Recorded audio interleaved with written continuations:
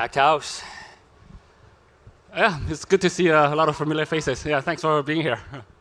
So CZ, honored to be here. First question, how was your summer? That's actually much less work to do, so I'm pretty relaxed. Yeah. Well, today I want to get into Binance. I want to get into what's next for you, maybe a little crypto talk. But before that, just the elephant in the room, I want to learn about your experience. By the way, I'm Austin of Altcoin Daily. CZ, your first interview back. What was your experience like in prison? It's not good. It's less fun than now. So, so I think the whole experience is just very limiting in a lot of ways, right? So your freedom is taken away, and you have nothing to do. So it gives you a lot of time to reflect. I actually learned a lot of really important lessons. For example, when everything is taken away from you, what do you miss the most? What I found is actually it's the human connection that I miss the most. So I miss my kids, my family, my friends, my colleagues, and the community. Like there's a lot of other things I miss, but not nearly at the level of degree that I miss the people. So you miss the food, you miss the nice bed. But those things, they don't bother me that much. So I think it helped me to refocus my priorities in life. Do you think it was a fair sentence? So that's a very subjective one. If you ask opinions from anybody, they will all say different things, right? So I think, let me caveat with a couple conditions. So there's a plea agreement, which I agree to. And I'm in part of the plea agreement, I cannot say anything bad about the plea agreement. And I don't intend to. I think, look, you enter into a deal, that's the deal. Separate from that, there's the sentencing, which I got 4 months for incarceration. And then there was the process of going through the prison experience. So in terms of sentencing, the judge has a really tough job, right? So if you ask one side, they will say, it's too lenient. If you ask my side, it will be like too harsh. I don't care. I don't think about it's fair or not. So I can give you a couple of data points for people to benchmark. For this particular violation, which is a Banking Secrecy Act violation, we didn't register a financial company in the US when we had US users, and we failed to implement an adequate anti-money laundering program. For this particular violation, no one ever went to jail for a single violation, which is my charge. So I'm the only one who went to jail for this in US history. And just 2 weeks ago, there was TD Bank got fined for like 1.8 billion. When I was reading that, there were cases, I think you described that there were executives taking money to facilitate transactions, and no one was named. Just the company was fined 1.8 billion. But fair or not, it doesn't matter that much. And then the judge also said a bunch of really nice things about me in court, right? So he said, look, he never seen that many support letters, seemed like a nice standing guy. But then he said he doesn't have to follow precedent. That's when I knew things were not good. And but then when I got into prison, I found out actually 4 months is a really short sentence.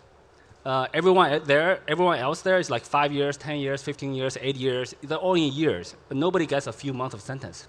So from that perspective, I was pretty lucky. So I think in the judge's mind, he treated me very leniently. So again, it's a very subjective opinion. I try not to think about it. I think everyone here will have their own opinions, but I just want to move on. I think it is what it is. I did the time. I addressed it. I just took it head on, and now I can move on. Yeah. Let's talk about Binance. 2 final questions on this, though. Just a personal question I have: do you make friends when you're in there, or is it just? Yes. So you pretty much have to make friends. Otherwise, if you're alone, if you have no community, then you will not end up well, I think. So. No financial advice. The guards didn't ask you. The guards didn't ask you for altcoin picks. Actually, I did have a couple of guards recognize me and then ask me like, what coin should I buy? I'm like, I better not pick the wrong coin. No, I told them, look, I'm inside. I don't have any access to information, right? So there's no internet. All my information is through like some limited length messages my friends and family send me, and we don't talk about crypto. So I did get a few guys ask. I did get a few guards ask me that. I did make a couple of friends who I still keep in touch with. I actually, yeah. So, but you know, everywhere you go, so to be honest, I think they're very nice people in prison. So yeah. People are very chill. I think, to be honest, I think a decent portion of them have no reason to be there, right? So they were in there for the wrong reasons. They're super nice guys. They may have stepped in some area here or there, but some of them are for very minor violations, and they're there for a very long time. Many of them are there for like 8, 10 years for very minor offenses. So some of them, yeah, for the ones that are supposed to be there, many of them are there for way too long. But no, in prison they're very nice people. I didn't have any trouble from any of the inmates. Some of the guards treat us a little bit harshly, but also didn't have any issue from any guards. So from that perspective, I was very lucky that there was no physical harm. I was never extorted. Before I went in, my prison consultants, and that's the industry, prison consulting. Well, there's 2 million, in the US alone, there's 2 million people in prison. It's one of the highest per capita prison populations, right? So this is a burgeoning industry, it's growing. When it's supposed to be shrinking, right? So, the prison consultants like, look, and right before I went, like there was news reports of like, I'm gonna be the richest person ever to be in prison.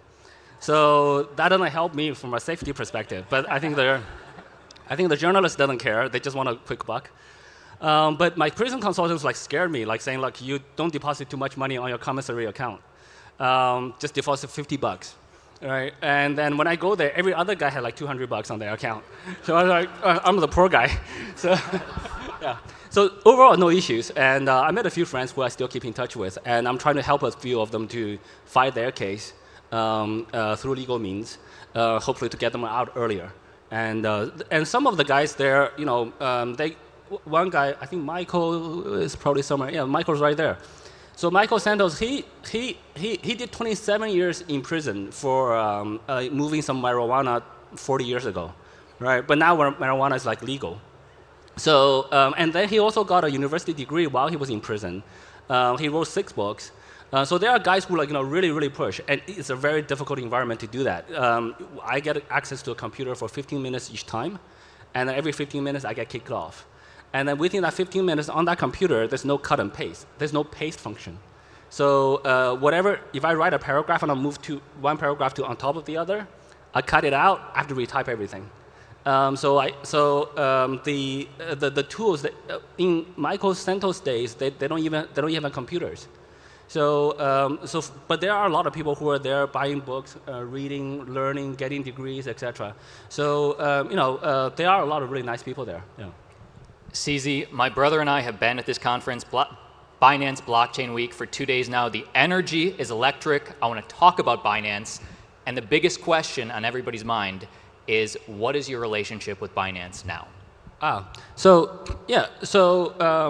I have stepped down from the CEO role. I am not supposed to be involved in any day-to-day operations of the company. My shareholder rights, as far as I know, are not impacted. So today I'm still a large shareholder of Binance. I believe I can still request for information, etc. I just cannot make decisions or give orders. So, the relationship is actually a pretty good one, given that now there's a bunch of other guys working really hard, and I'm forced to retire. So when that first happened, the first month was a bit difficult. It was emotional. It was difficult to detach. It's a company that I poured my heart and soul in, and for 7 years, etc. But I always thought, a CEO should not be on the post for more than 10 years, because the world changes, right? Now there's an AI. I didn't spend a lot of time learning about AI before. I didn't have a lot of time to look at even DeFi in a lot of detail, right? So now I actually have more time to look at all of those stuff. So I think it's good that looking back now, it was actually there's a lot of good stuff about being forced to step down. See, if I stepped on myself, if I say, hey, look, guys, I'm quitting, a bunch of you guys will be pissed off, and so like this guy ran out of stamina, and so now I'm forced to step down, and so I'm like, well, this is not my choice, but I'm actually now I have a lot of time, and also just looking back, right? I think I'm actually very, very fortunate for a number of reasons. I still have a little bit of funds left to deploy to be able to do stuff, so that's a strong enabler. I think my reputation has changed. But I'm not trying to minimize the offense. So I think that's banking secrecy violation is a serious offense. But it's also validation that there's no fraud. There's no users lost money with us. So that's, in some regards, like I believe if you ask anybody in the room, my reputation is still pretty strong. And then on top of that, as I said, now I'm really lucky that I actually have a lot more time now. And I'm not super young. I'm not very young, but I'm also not super old. So I still have energy to do more stuff. So very few people are in this fortunate position to be able to do these things that I can do now. Yeah. I read a headline that there's a lifetime ban on managing any crypto exchange. Is that true? And will you still be investing in crypto projects? Sure. So there's two. Yeah. So for the first question is, based on the best of my knowledge, there's no word saying lifetime or ban. Those two words don't exist in my plea agreement with the government. What is in the agreement is I step down as CEO. I don't think there's any timelines for it. But everything changes. Agreements can be updated with new agreements. Even governments change. But I have no plan to go back to be the CEO. I finally got away from that post, and I think the team's doing a good job. I don't have any need to go back. I don't have any wish to go back. So even today, if I was allowed to go back, I probably won't. So I think the lifetime ban is just a creative journalism, where they invented two words to make them more sensational. Is it wrong? We're not sure. Is it right? Those words was not in the agreement. The agreement is public, so it's a public agreement. So that's to the best of my knowledge. What was your second question? Will you still be investing in crypto? Oh yeah, absolutely. So right now I'm really only doing two things. I'm working on Giggle Academy, and then I'm doing investments, right? So, and then on the investments, there's really three subparts. There's blockchain, there's AI, and there's biotech. So very simple. And those are three big areas. So I no longer want to lead any project myself. I don't think I have the energy to do that anymore. And I'm not as hungry either. No, I'm not as hungry as I was 7 years ago. So now I want to help other entrepreneurs to build their own companies. So I can help them with funding, with advice, with coaching, mentoring, if they want it, with access to other resources, connections, etc. So that's what I want to do. So I think I have a few mentors who I value really strongly, and I would like to become a mentor myself for those who wants to. Yeah. I'm sure a lot of people in this room would love you as a mentor. I hope so.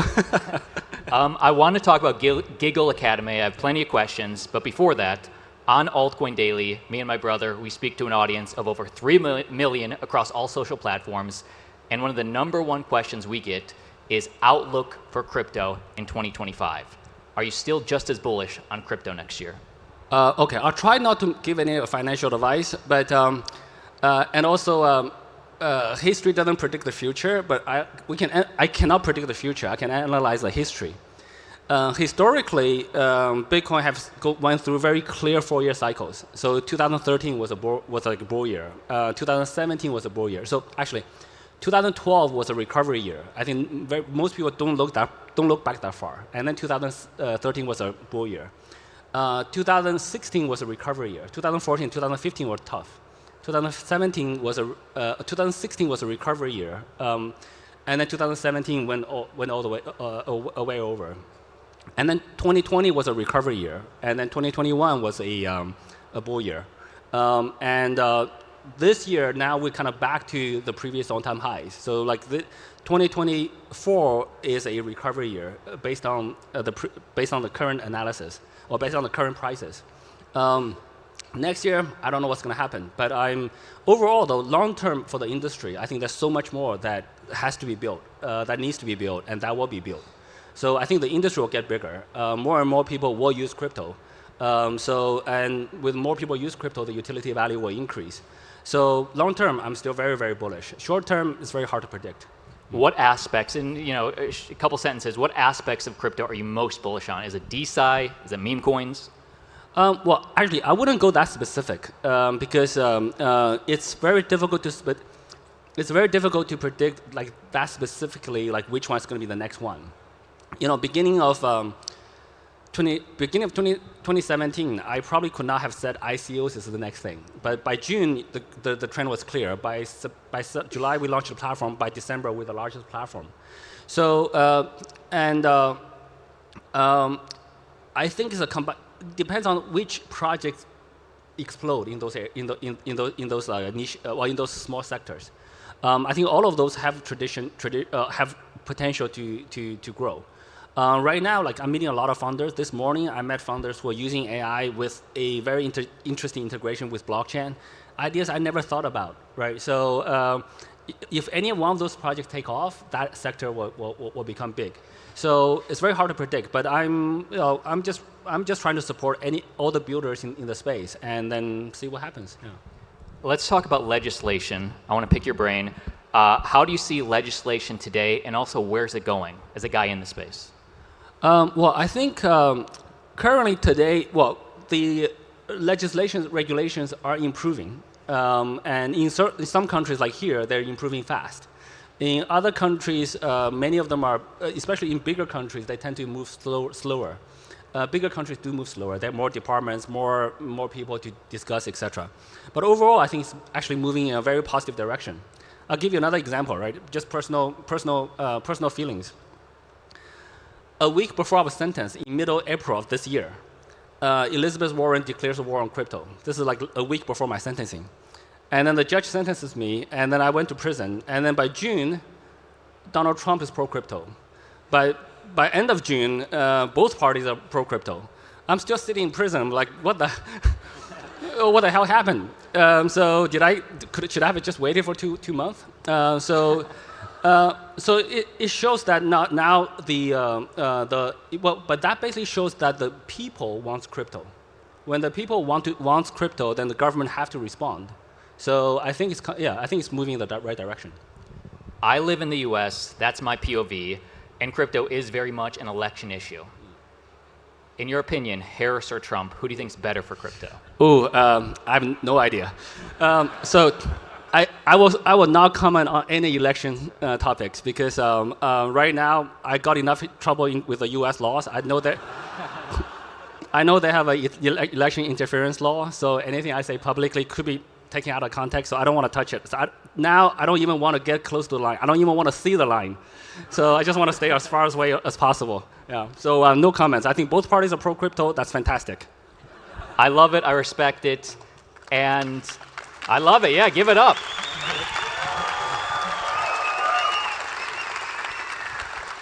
As we look to legislation and regulation in the future, again, I have a U.S. point of view. What's one policy or one piece of legislation that you think is super important? Well, I think the most fundamental one is actually just classification of crypto, right? So now there's so many debates about, in most other countries, they just treat it as money. Japan recognizes Bitcoin as a currency. Many other countries recognize Bitcoin as crypto as a currency. But of course, there are different types of cryptos. It depends on the coin, I guess.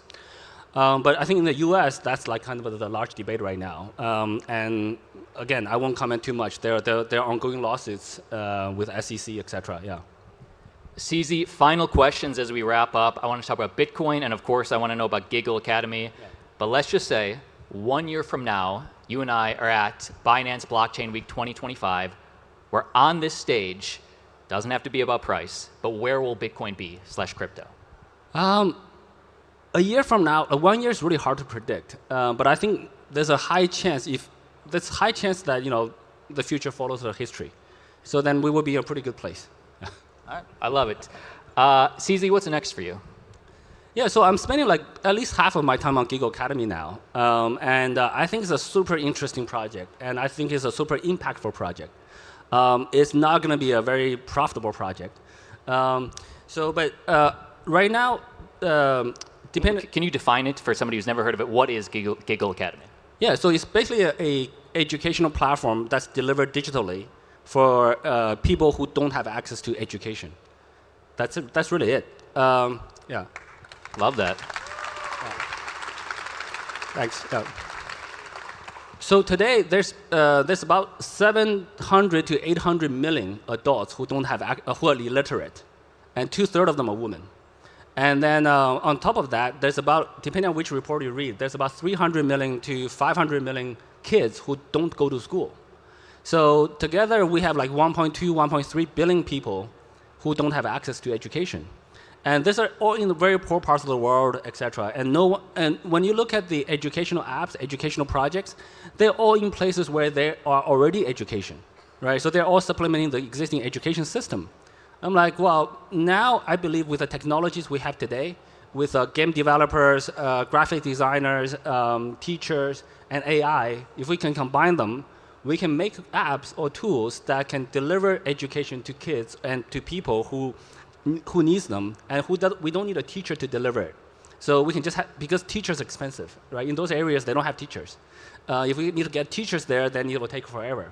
So, but now we can just deliver that digitally through a very interactive app, most likely on Android, because Android is cheaper in those areas. I think if we can help 100 million people to get educated, I think that is a super impactful thing for me to do. And I don't care if there's any returns. And also, I actually don't think it will take that much money. No. So I think if you think about it, right, today, out of 8 billion people, there's probably 1 billion people who's in school learning something every day, right? And then with a classroom setting with 30-to-1 ratio or 50-to-1 ratio, there's probably 20 million teachers in the world at any given time. But then if you think about it, how many different ways are there to teach grade 1 English, right? And we're repeating this millions of times a day. How many different ways are there to teach grade 1 math? If we can capture that and then put that in an app and then put AI in there and then have it being super interactive, being able to answer questions, the upfront investment may be high. It may take a few $1,000,000. I think the first course will take more, but the future courses, once we get the AI engine working, then 1 million per course, right? So 12 grades, 12 million.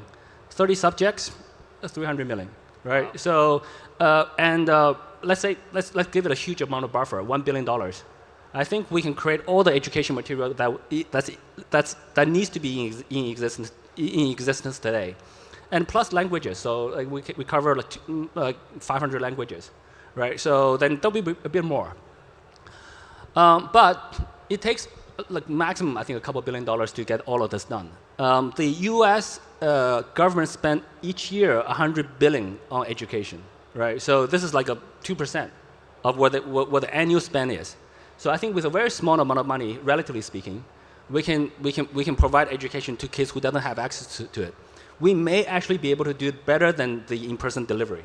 There's a lot of limitations with the in-person delivery. In a classroom of 30 people, a smart kid are taught at the same rate as the lowest common denominator. If you're really good in math and bad in English, then well, you don't spend time on math anymore. You spend more time on English. So then you don't get the individualized teaching. Whereas through a platform, the platform can dynamically adjust the curriculum so that you jump through areas where you have strength. And then once we can collect a lot of this data, then we can put the kids into jobs very quickly, right? So kids from 8 years old can do AI tagging, and that's a decent paying job.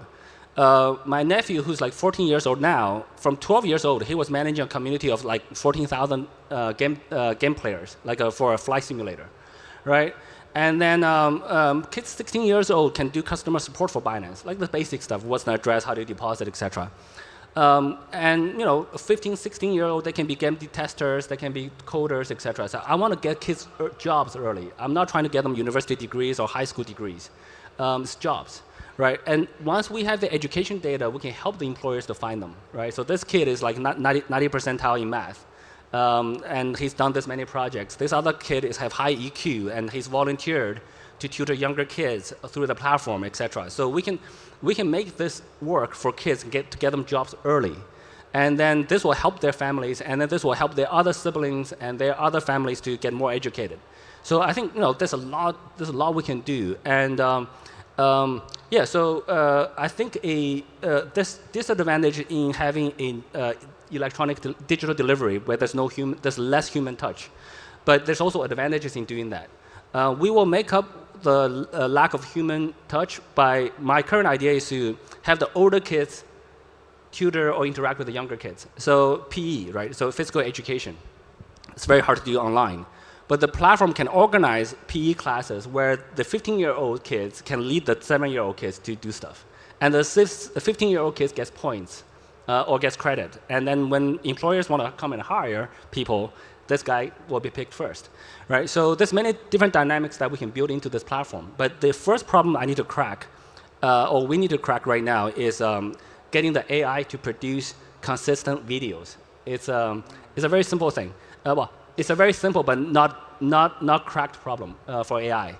So today, the teachers can create content very quickly.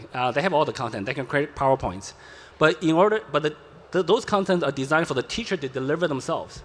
But we are operating in an environment where there's no teachers, so we need the platform to deliver it or the app to deliver it. Then in that case, to attract young kids, to get them glued to the screen, which many parents don't want to do here, but in this case, we actually need to do it. We need very interactive videos, animations, and really cutesy stuff. That's what the teacher's not good at. So this is where the AI can come in. So right now, none of the AI models generate this well. I've talked to a lot of very prominent AI guys, and we're trying to solve this problem. But this problem is very easily foreseen to be solvable within the next few months, few years max. So trying to crack that problem, and then we can deliver content digitally, and then we can reach hopefully hundreds of millions or billions of kids or people around the world and give them free education. I love it. Guys, round of applause for that. 2 more questions. I do have 2 more questions.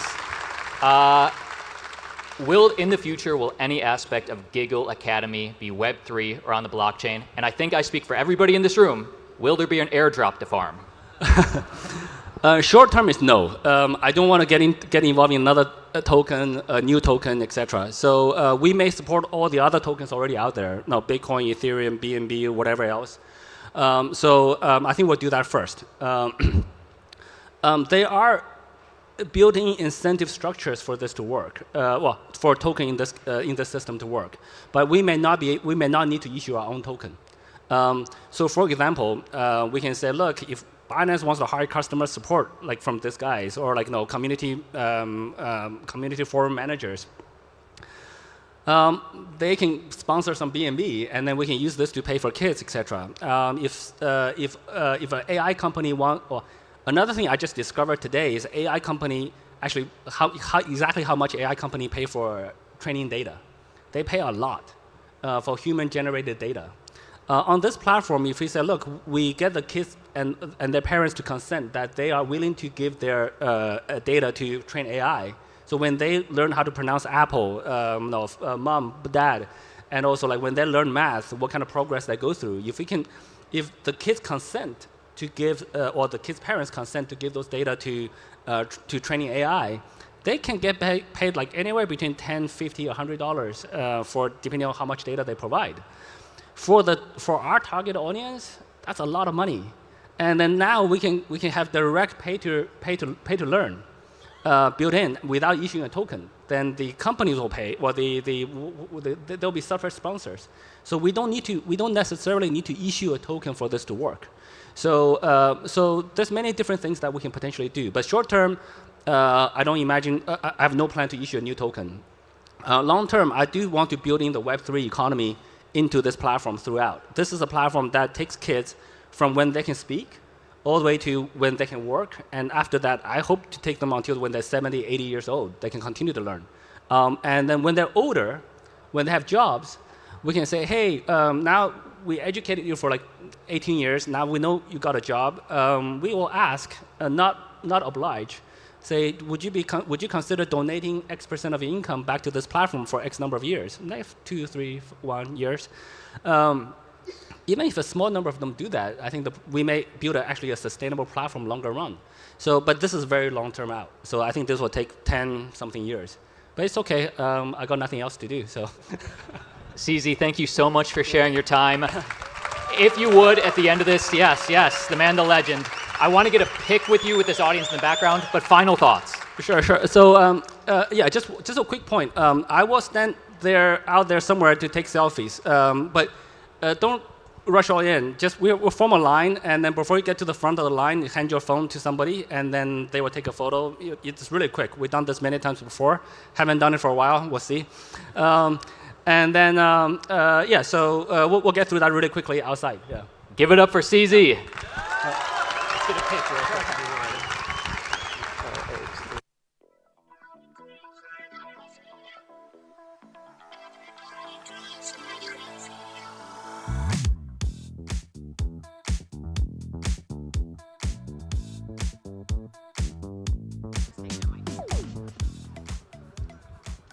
No, hi. So it's my turn. Go down, please.